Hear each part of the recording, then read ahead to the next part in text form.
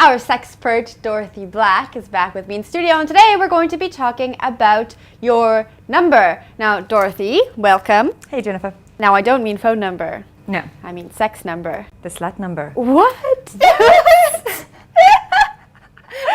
the slut number? The slut number is how many lovers you need to have before somebody thinks that it is inappropriate and you are a bad, bad girl. Which might be good for some people. That's worked for me, I'm okay. Okay, so this is basically a tally of all of the people you've slept with since you started. So, like your number is, it comes from that question that some people like to ask their partners, how many people have you slept with? And then you give them a number, and usually it's all like, or... Do you give your real number? I never give my number. Should you give your number? No, listen, you give your number if you want to. If you want to. Honestly, I haven't kept count, so I don't actually know what my number is.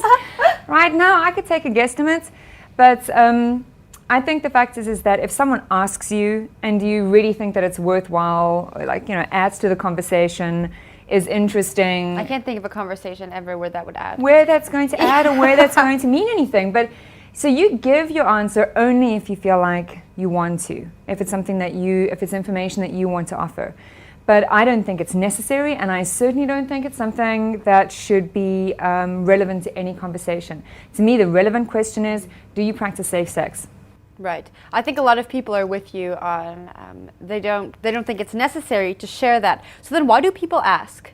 I think, I think usually, in my experience, it's usually the guy asking the woman. And I think in South Africa it's because we still work on very conservative value system, where a woman's worth and moral and human goodness is tallied by how many people she slept with.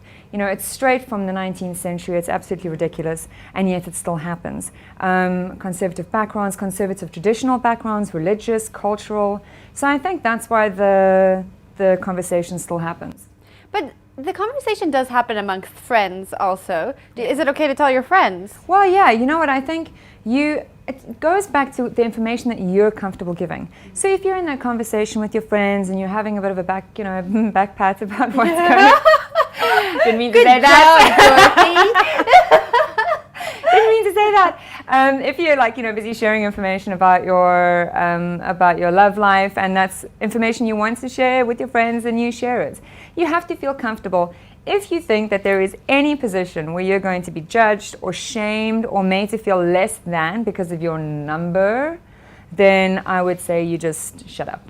Now, I want to touch on this just briefly. Yeah. Because I guess people think the higher their number is, that maybe they have a sex addiction or something is wrong with them. Right, yeah. The term sex addiction is bandied around a lot lately.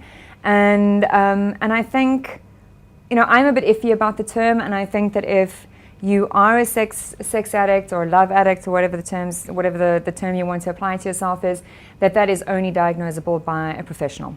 I think the real question here is, if you're going to have multiple partners, how are you feeling when you walk away from that? Are you feeling good about yourself? Are you trying to fill a hole? Are you trying to occupy your mind? Are you looking for love and just settling for sex?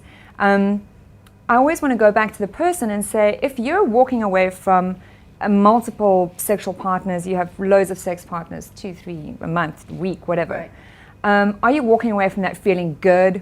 Are you maintaining healthy boundaries? Or are you feeling depleted? Are you feeling used? Are you feeling abused? Are you feeling less than? Are you feeling that you're attaching to these people and you're not getting what you want?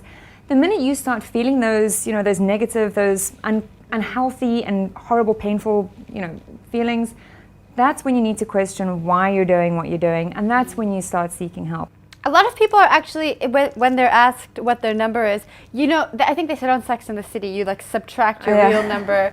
A woman's number is actually, she gives half. 50% of what it actually is, and men give 50% more. If any truism ever came from Sex and the City, I'd be quite inclined to believe that.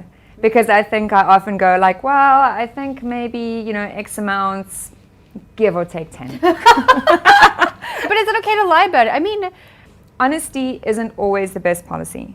it is the better policy, I think, if you want a good, healthy, continuing relationship.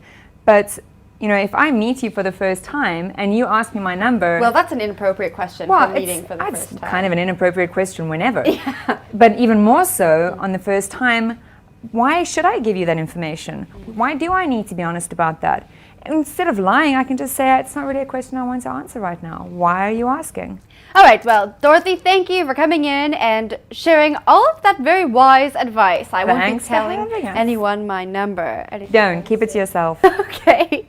Well, let us know if you would share your sex number by commenting in the comment section below.